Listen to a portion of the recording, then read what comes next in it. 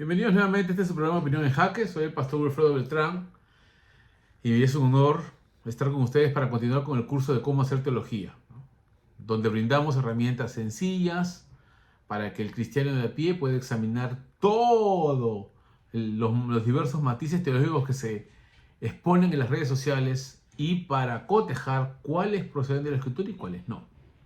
Bajo esta perspectiva vamos a examinar el pensamiento del doctor Miguel Ángel Núñez, que afirma que el pasaje de Deuteronomio, capítulo 22, 28 y 29, permite Dios que el violador de una mujer se case con ella. Y dice literalmente que Dios permite entregar a la víctima al violador, ¿no? Al depredador sexual. Le voy a dejar los links del enlace donde él habla en la descripción para que ustedes puedan corroborar. Es parte de un TikTok, o sea, son cortos, de 1 o 2 minutos, ¿no? Y van a ustedes poder verlos de manera rápida para cotejar lo que vamos a examinar ahora. Yo sé que él es un doctor en hebreo, ¿no? No voy a cuestionar su capacidad intelectual, pero sí voy a hacer un examen teológico porque en eso sí tenemos nosotros competencia. A ver, hacer un estudio, digamos, semántico o lingüístico de la época es muy diferente a hacer un estudio teológico para recoger todo el pensamiento de la Biblia y ver cómo se entrelazan las doctrinas en el Antiguo Testamento. Vamos a ver si es verdad o no lo que él dice y hacerlo con un criterio, por supuesto, objetivo para evitar, en este caso, jalar agua para nuestro molino. Muy bien, de antemano esto nos afectaría, ¿no? Porque uno vería a Dios de manera injusta al no respaldar a la víctima, ¿no? De violación, más bien entregarlo a la tortura de casarse con el criminal que le hizo daño, ¿no? Eso ya se vería malísimo, ¿no es cierto? Desde la perspectiva moral que tenemos nosotros en el siglo XX. Por eso vamos a hacer primero el examen semántico. Vamos a ver digamos, qué matiz tienen las palabras que se utilizan y para ver si se habla efectivamente de una violación o en qué nivel, digamos, en este caso,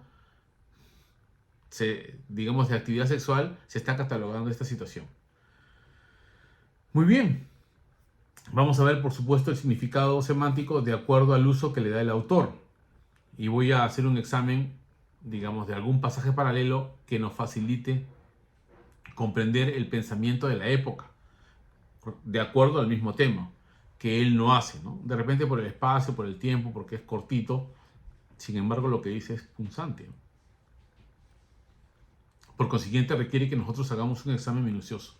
He traído dos versiones que no tienen la misma perspectiva. Primero vamos a leer la Reina Valera del 60, luego voy a leer la Biblia de las Américas, que dice que, digamos, directamente apoyaría el punto de vista del doctor Miguel Ángel Núñez. Vamos a verlo. Vamos a leerlo y vamos a examinar, pues, qué dice la Biblia, ¿no? Vamos a examinarlo de manera objetiva, ¿no? Para ver si este pasaje es un pasaje controversial que atenta contra la moral que nosotros profesamos ahora sobre la dignidad de las personas y del cuidado que debe tenerse con las víctimas de abuso sexual, ¿no? Y tendríamos que considerar entonces si este criterio en algún momento, como él dice, ha afectado a algunos criterios, porque él dice que, no me viene a la memoria ahorita, si fue a Nicaragua, El Salvador, donde el violador podía legalmente librarse de la pena si le ofrecían matrimonio, si le pedía la mano a la chica para casarse, ¿no? Le hacía una oferta de matrimonio y si ella decía no, él se era librado de la pena, ¿no? Y si decía sí, se casaba con él.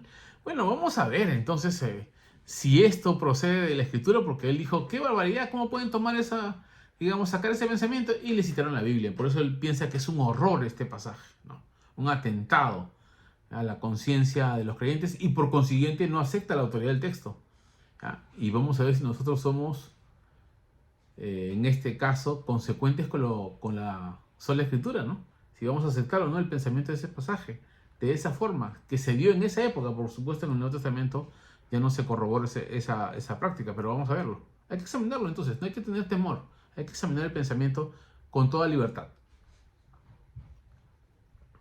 Primero vamos a leer el capítulo 22, verso 28.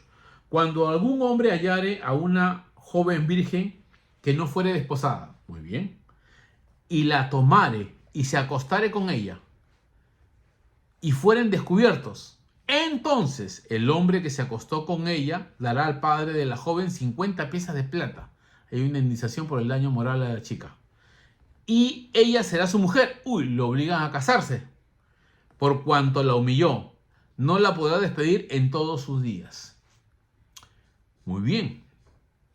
Cuando él plantea la palabra y la tomare, en este caso sus explicaciones, él dice la palabra hebrea es tapaz, y es cierto, tafaz dice él, ¿no? Pero en la versión que yo tengo acá dice tapaz, o sea, pero a veces la P funciona como F, ¿no?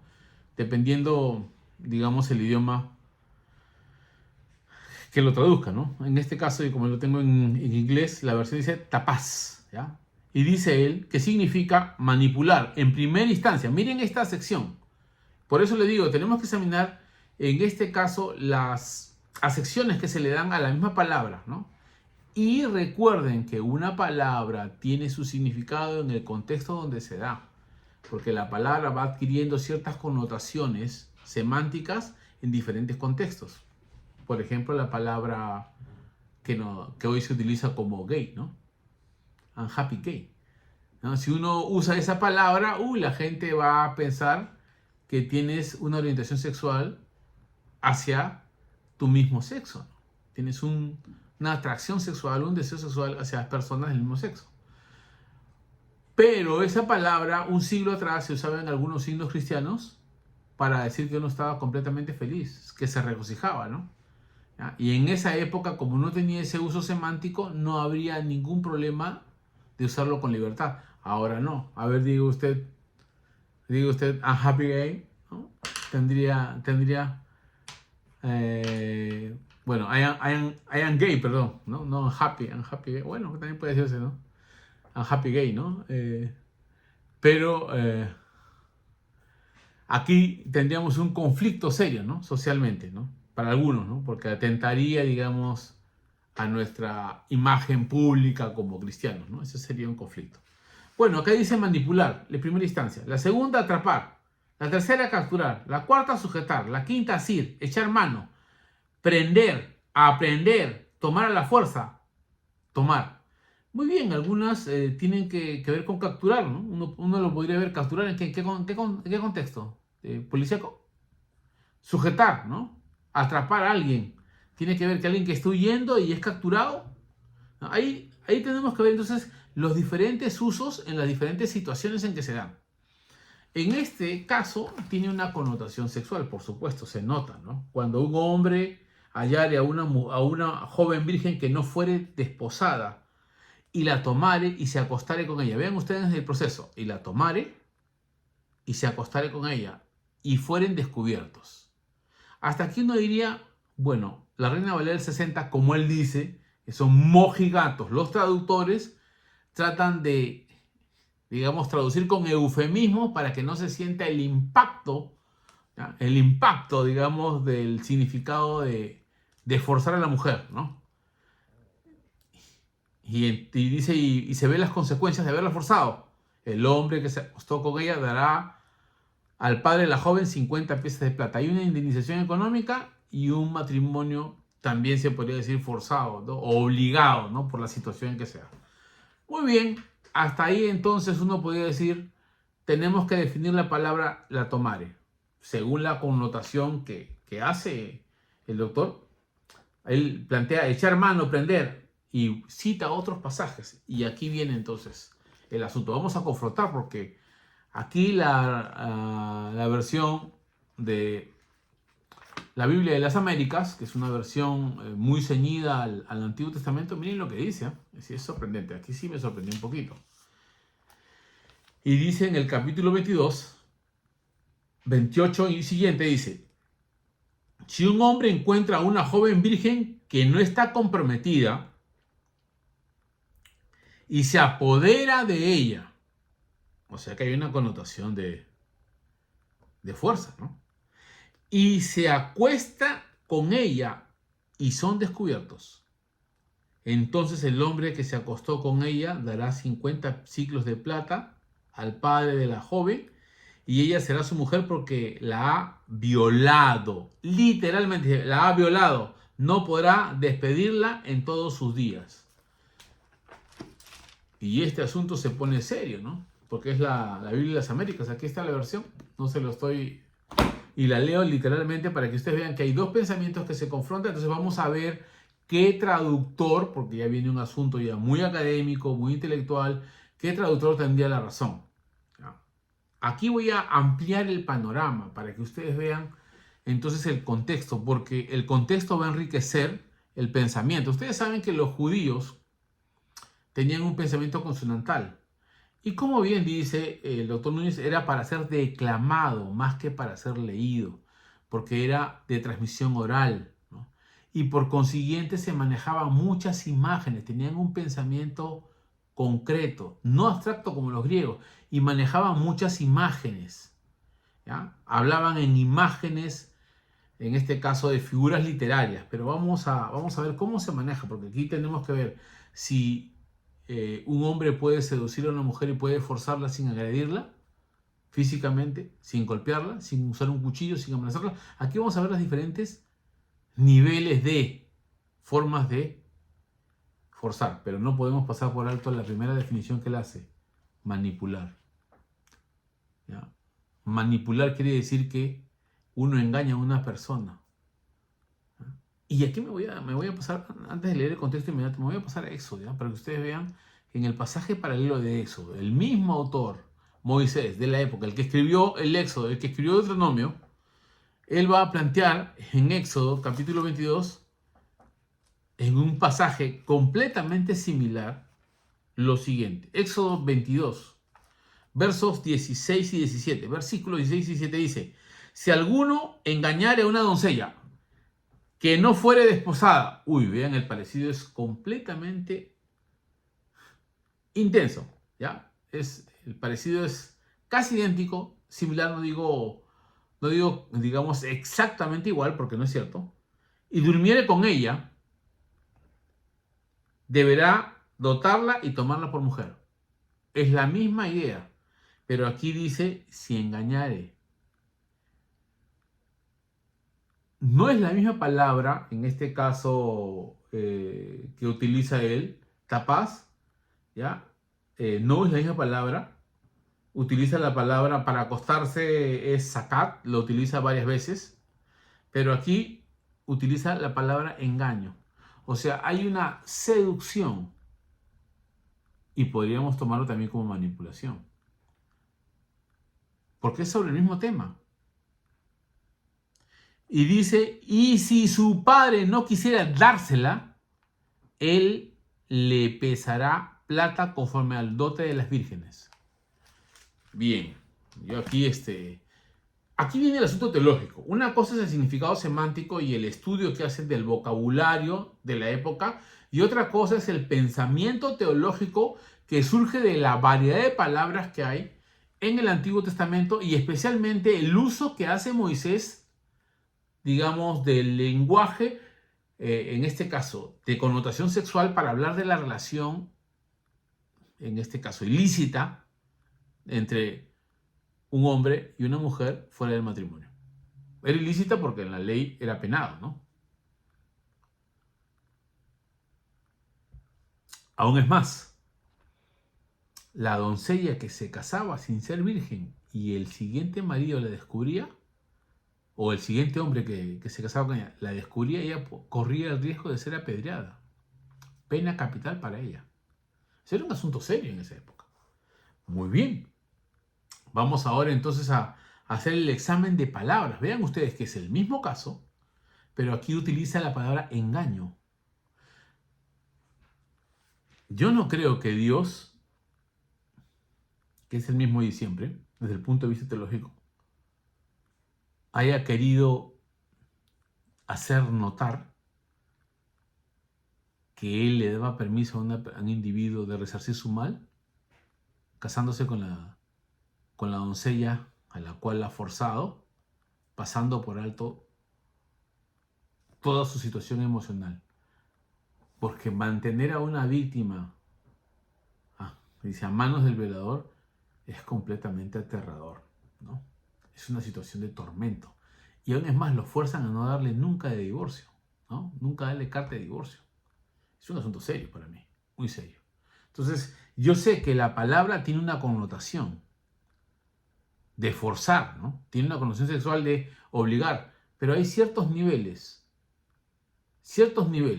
Por ejemplo, en el caso de manipular y el engaño, ¿ya? La seduce, ¿para qué? Para obligarla a qué? A que ella rompa sus niveles morales, ¿ya? De respeto al padre, a la familia, y pueda ceder a los deseos que él tiene. ¿Por qué digo esto? Porque el pasaje dice, la tomare y se acostare con ella. Vean ustedes la siguiente oración, y fueren descubiertos. Una mujer que es forzada,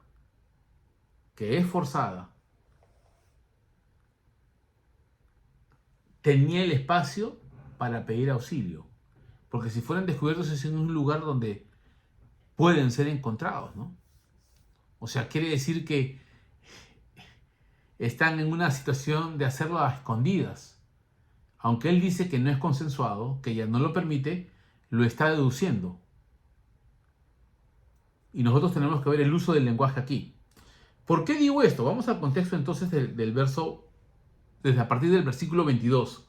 Porque el capítulo 22 de Deuteronomio está relacionado con las leyes de castidad. Y a partir del verso 22 dice algo interesante en relación a las comprometidas, ¿no? A las novias. Si fuere sorprendido alguno, dice, acostado con una mujer casada con marido. Aquí no es una casada.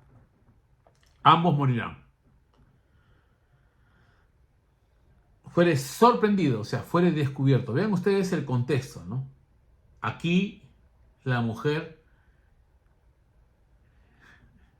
ha consentido, pues. Aquí no hay ninguna connotación, no es la palabra capaz. No hay.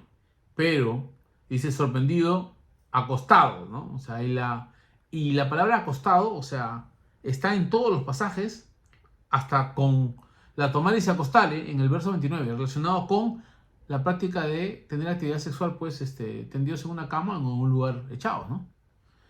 Muy bien, el hombre que se acostare con la mujer y la mujer también, así quitarás el mal de Israel. O sea, ambos van a ser ejecutados, pena de muerte por adulterio. 23. Si hubiere una muchacha, otra posibilidad, virgen, desposada con alguno, acá pasamos de las mujeres casadas a las novias, y alguno la hallare en la ciudad, aquí pone dos casos, la ciudad y el campo, y se acostare con ella, y dice la hallare, ¿no? La encuentra. Entonces los sacarás a ambos a la puerta de la ciudad y los apedrearás, y morirán la joven porque no dio voces en la ciudad.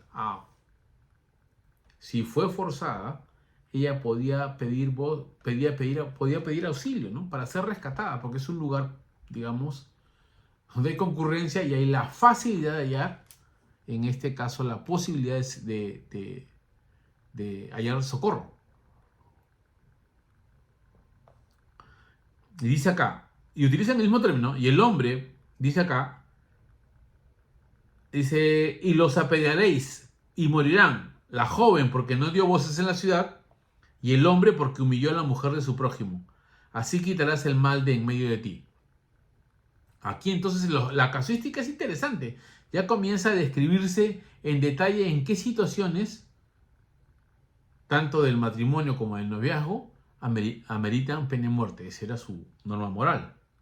¿Ya? Dice aquí 25. Mas si un hombre hallare en el campo, cambia de escenario, a la joven desposada, a la novia, y la forzare. Aquí la palabra para forzar es sacar. No es la palabra que dice aquí en el verso 29 cuando se habla de la doncella que no tiene novio. Dice, ahí utiliza tapash. Sin embargo, en el contexto, los dos se refieren Los dos se referirían a violación. ¿Por qué utiliza tapaz en el 28 y no en el 25?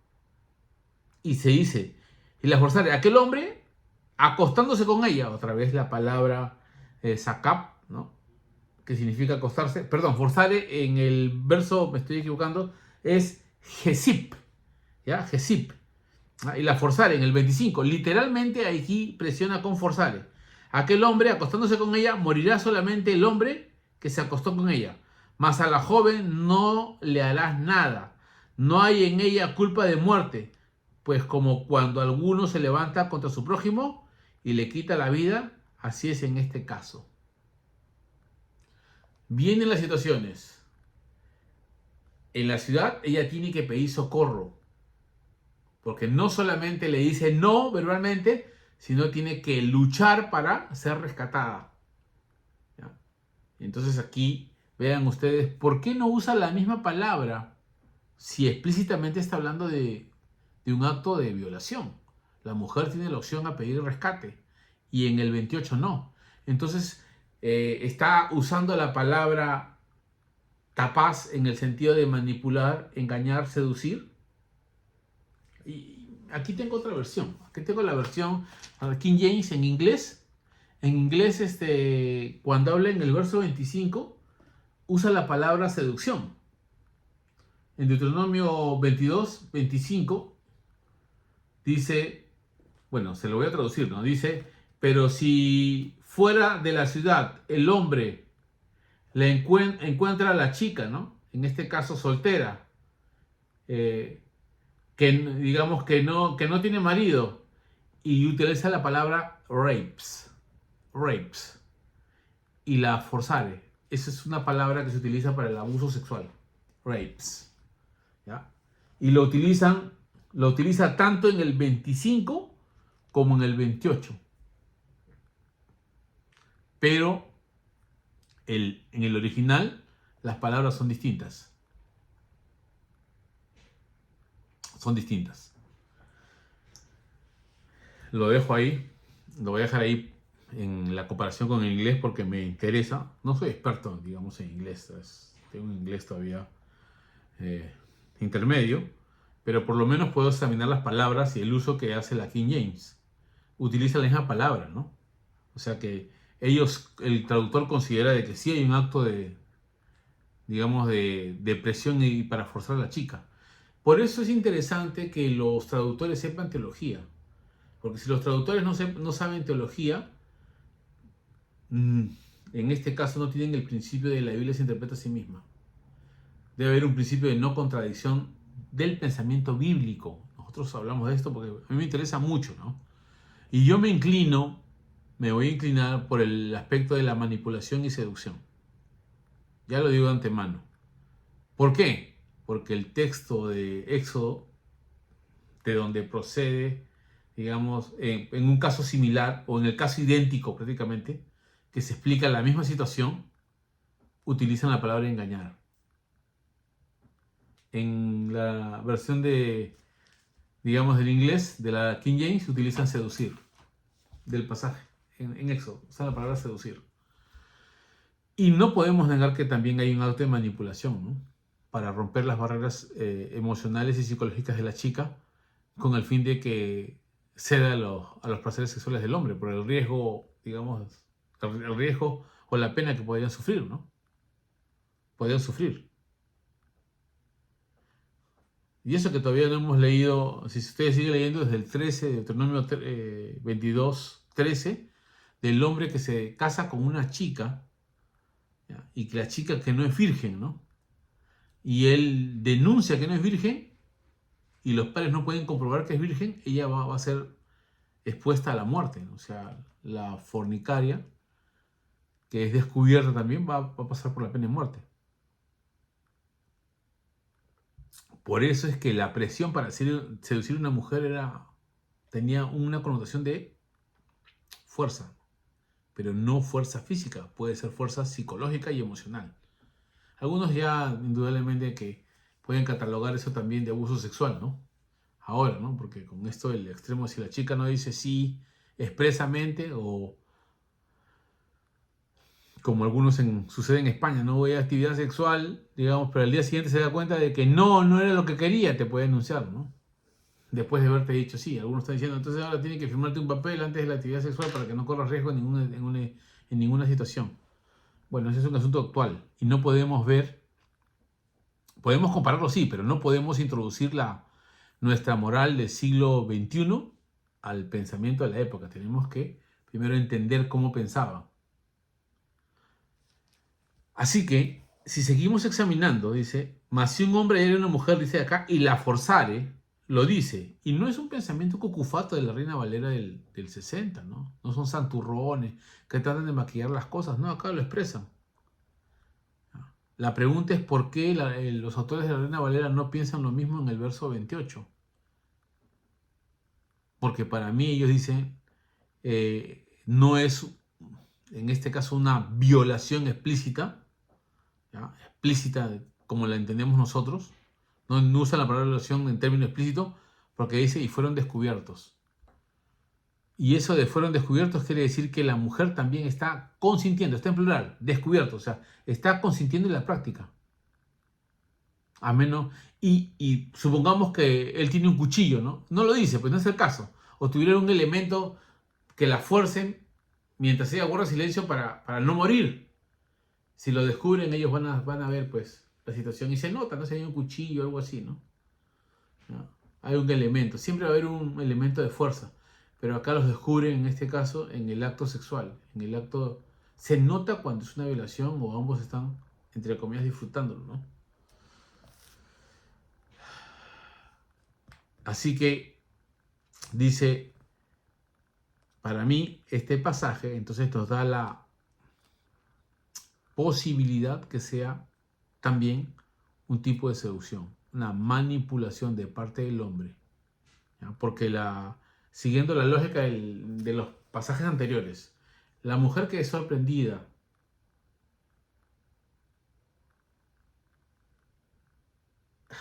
en el acto sexual con un hombre, ¿se le va a hallar culpable si está siendo violada? No. No. Porque en el caso anterior de la mujer que da voces, se deja bien claro, ¿no? La mujer desposada, o en este caso, la novia que da voces. Aquí no dice una novia, dice una doncella. Pero la idea es la misma, ¿no? Si es un acto de violencia, debería merecer la muerte. Debería merecer la muerte. Porque la está forzando. Aún es más, la chica que comete, digamos, fornicación y se casa con otro hombre y se le descubre, pena de muerte. O sea, los contextos aquí nos ayudan a pensar de otra manera en el pasaje final, ¿no? Porque se suman las ideas, ¿no? Se van sumando. Ustedes saben que el pensamiento, como les digo, el pensamiento judío es aglutinante, ¿no? Ya ustedes ven que ellos escribían sin comas, sin puntos, es consonantal y todas las palabras van juntas, ¿no? Y se leen al revés de nosotros. Nosotros leemos de derecha a izquierda, ellos se leen de izquierda hacia la derecha. O sea, es completamente diferente.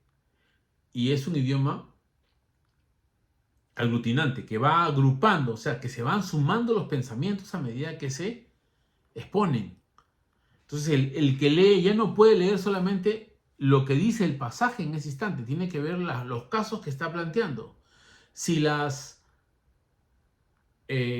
novias en diferente situación corren diferente destino, en la ciudad, si no da voces muere, se aplica el mismo concepto en este caso. Se aplicaría el mismo concepto. Sin embargo, aquí se plantea entonces que hay la opción al matrimonio, porque es una seducción. No sería un acto violatorio. No creo que Dios se contradiga a sí mismo, ¿no? Porque en el caso de Éxodo plantea el asunto, el mismo caso, la misma situación, una doncella que no es desposada y da la autoridad al padre, que aquí no se menciona, pero ellos no piensan como tú y yo. Ellos pensaban en base a toda la información que le das a Dios. toda la información que ellos tenían sobre la situación. Ellos pueden evaluar la situación. Moisés dice, el padre puede intervenir y decir no.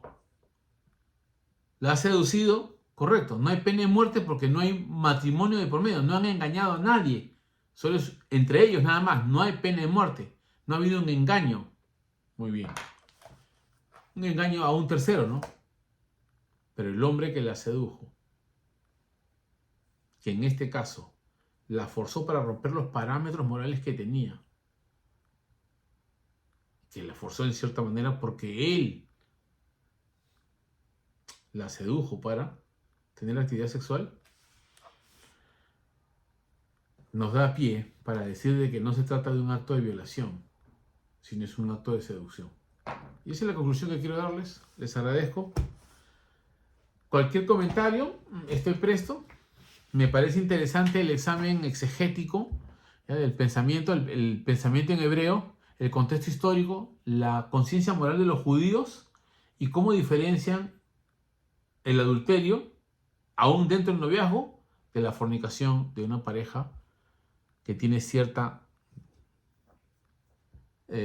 agrado, ¿no? Cierto agrado. No del todo. No del todo, digamos, podríamos decir que es un acto violento de una mujer que no conoce, ¿no? Que no la conoce, porque la palabra los descubrieron, indica que ella también está involucrada en el asunto de hacerlo a ocultas. Por eso es que me inclino por la palabra manipulación, que es la primera sección que él cita, lo cita literalmente. Así que les agradezco por este tiempo, sus preguntas, sus consultas serán bienvenidas. Nosotros estamos aquí para servirles. Este es Opinión en Jaque, es el curso de Opinión en Jaque, cómo hacer teología y cómo examinamos el pensamiento para evitar que haya contradicciones en la idea bíblica y no se cuestione la autoridad de Dios y no se cuestione a Dios como un ser injusto, inmoral y en este caso también manipulador y cruel con las personas que sufren, porque eso está detrás. Y finalmente él desautoriza la Biblia, dice, es un pasaje nefasto que debe borrarse. Se debería borrar si es que Dios se contradiciera. Y no hay esa idea. Así que les agradezco por este tiempo, Dios los bendiga. Nos vemos el siguiente martes.